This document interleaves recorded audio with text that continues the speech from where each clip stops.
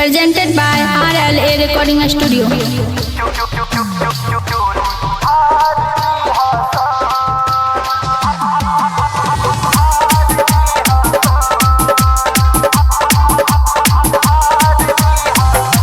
Mixed by Anil Yadav.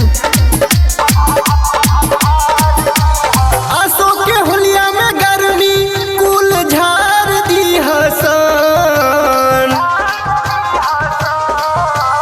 आसो के होलिया में गर्मी कुल झार दी हसन।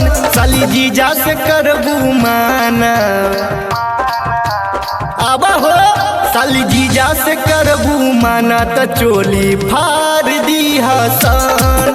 साली जीजा से करबू माना त चोली फार दी हसन।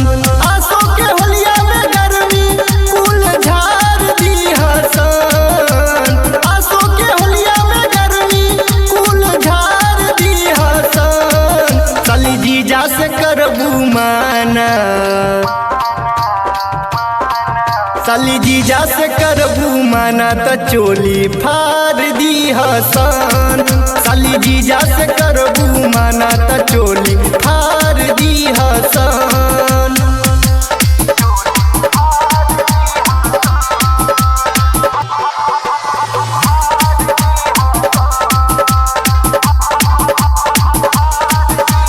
होली खेले आइल बानी हम ससुरारी, तू डाला हमू डालब संगे पारा पारी।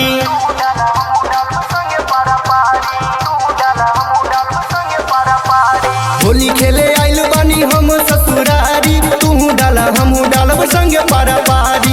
हमरा जैसन गिफ्ट ना कबनो कार दी हसन। हमरा जैसन गिफ्ट ना कबनो कार दी हसन। साली जीजा से करबू माना, साली जीजा से करबू माना त चोली फार दी हसन। साली जीजा से करबू माना त चोली फार दी हसन।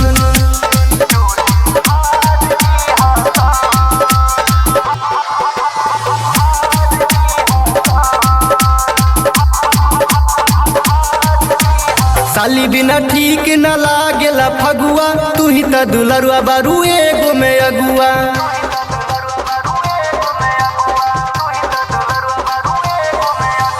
साली बिना ठीक न लागेला फगुआ, तू ही त दुलरुआ बारू एगो में अगुआ।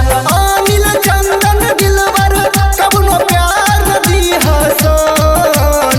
अनिल चंदन दिलबर कबनो प्यार दी हसन। साली जीजा से करबू माना, साली जीजा से करबू माना त चोली फार दी हसन। साली जीजा से करबू माना त चोली फार दी हसन। Presented by RLA Recording Studio.